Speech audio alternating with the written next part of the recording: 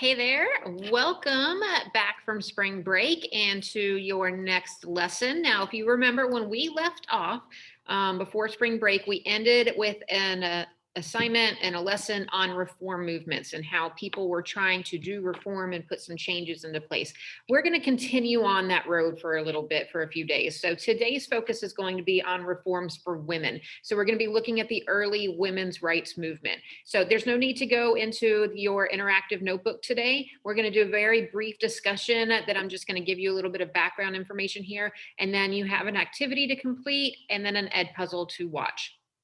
So I want to start by talking to you about the beginning of the women's rights movement. And the women's rights movement really started in about 1848. Let me move this out of the way.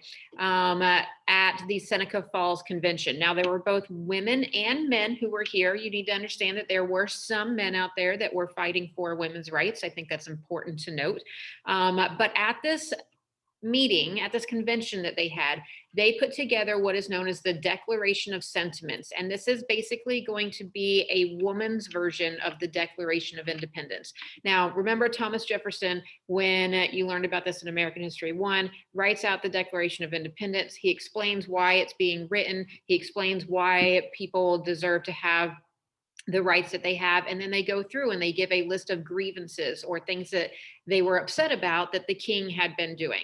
That's going to basically be the same thing, but instead of us sending something to a king and trying to declare independence, this is going to be a group of women saying, here's how we think we deserve to be treated, and here's what we are upset about. So this is how it starts off, and you're going to see it sounds just like the Declaration of Independence. We hold these truths to be self-evident, that all men and women are created equal, that they are endowed by their creator with certain inalienable rights, that among these are life, liberty, and the pursuit of happiness. Again, these are words right out of the Declaration. We're just adding that woman component to it. That to secure these rights, governments are instituted, deriving their just powers from the consent of the governed, meaning that they get their power from the consent of the people.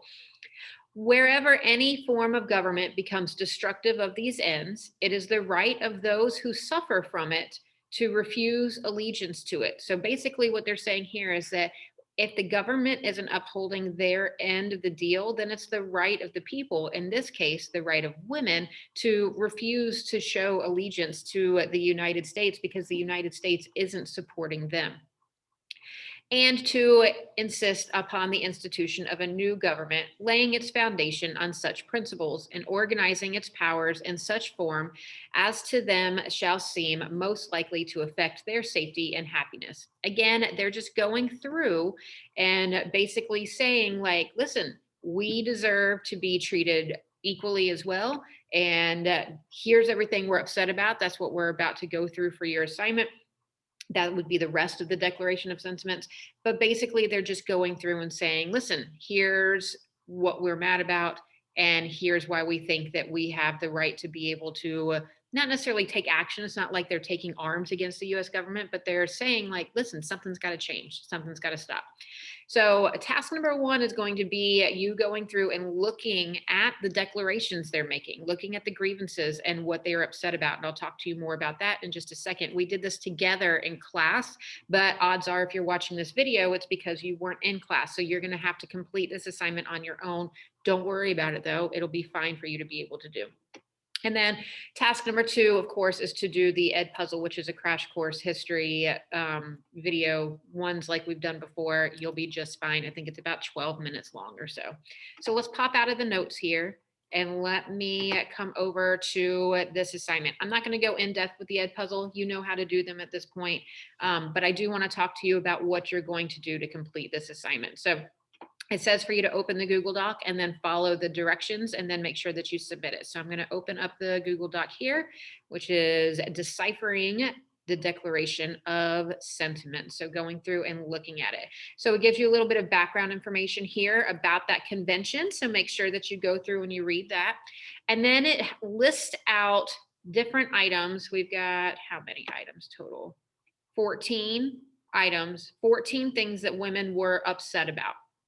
So For each of these, you're going to read the statement and then you're going to tell me, is this a political thing that women were upset about? So that would mean, does it deal with voting or laws that are made against women? Is this an economic thing? Is it something that deals with money or their access to jobs? Or is this social? Is this talking about their role in the home, their role in their marriage, their role in their church, things like that? So for each of these, you're going to put either a P, an E, or an S in this area and tell me what it is that women are upset about here. Is it political, economic, or social?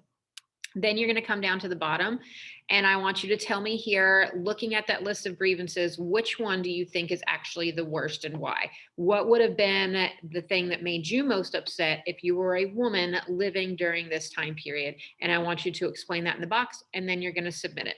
When you are done with that, you'll complete the ed puzzle and then make sure that you are continuing to work on any other missing assignments that you might have at this point and getting yourself caught up. I know this is a really, really long unit for us to go through, but we're going to keep chugging along and doing the best we can. If you have any questions, comments, or concerns, you know how to get in touch with me. And other than that, I will see you guys tomorrow. Bye, y'all.